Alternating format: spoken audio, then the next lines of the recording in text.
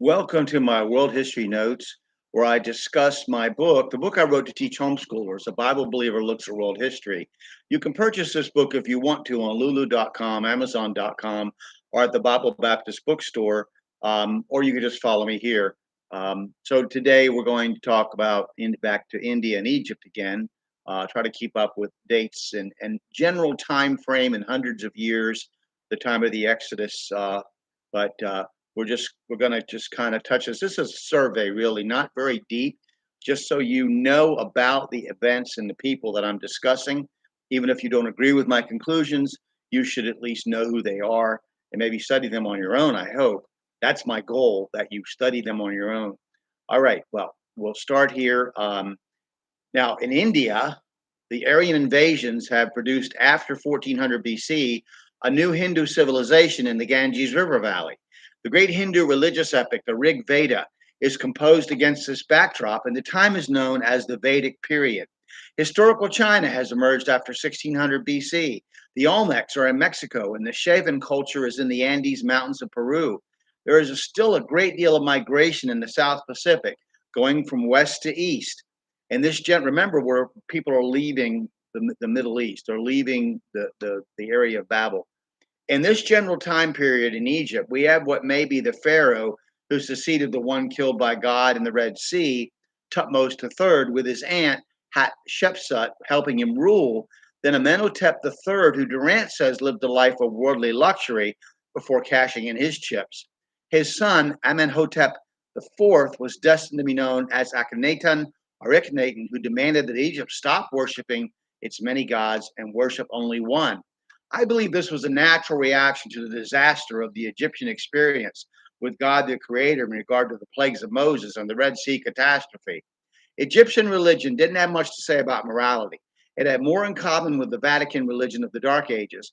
Even the famed, quote, Book of the Dead, which was no more than scraps of funerary paper and prayers found inside coffins, taught only that charms blessed by the clergy would overcome all obstacles that the dead would encounter on the way to salvation, as Durant says. The priests sold charms, mumbled chants and incantations, and practiced magic rather than promoting personal morality. There is much information to show that a great deal of the Roman Catholic Church's ritual comes directly from Egyptian religion through history. Akhenaten had just become pharaoh when he began to revolt against the established religion. And in fact, there's been books written about that, about Roman Catholic ritual coming from Egyptian religion. I didn't just make that up. So you can just research it. Akhenaten has just become pharaoh when he began to revolt against the established religion and the practices of its priests, much like a Buddha revolted against the irrelevance of Hindu ritual, and Martin Luther rebelled against the excesses of the Catholic Church.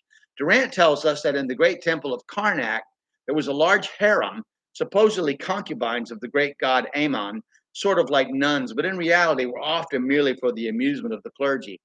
Akhenaten rebelled against these excesses. He announced that there was but one god, Aton. As Akbar, did in India thousands of years later, he saw all the divinity in the sun. No one knows if he took his idea from the Canaanites, where the god Aton was another form of Adonis, who, if you connect the mythologies, still winds up being a form of Satan, giver of knowledge. In a religious fervor, Amenhotep IV changed his name to Akhenaten, meaning Aton is satisfied. He composed hymns to Aton. He recognized that there was a God above all nations, but unfortunately for him, he identified this God as being the sun itself. See here Satan's genius in perverting the worship of the true God and counterfeiting all that is truth and mixing it with enough error to send men and women reeling drunkenly into hell on a wave of religious ecstasy, calling the sun the Lord of love and the tender caregiver who, quote, excuse me, creates the man, child, and woman, and, quote, fills the two lands of Egypt with love. He created in it a tender but counterfeit God the Father who rules all of Egypt. And for the first time, rather than being only a God of Egypt, the Egyptians were forced to worship a God, little g, of all the world. Akhenaten had all the names of other gods erased from monuments, closed temples, dispossessed the wealthy priesthood, moved his capital. Artwork was created to validate his vision of the Godhead. Innovations in art were made during Akhenaten's reign, such as greater realism and emotion in depiction of people. along with the exaggeration of some features and curvilinear contouring of the bodies. This was known as the Amarna period, after his capital at Tel al Amarna, which he moved from Thebes to get away from traditional priestly corruption.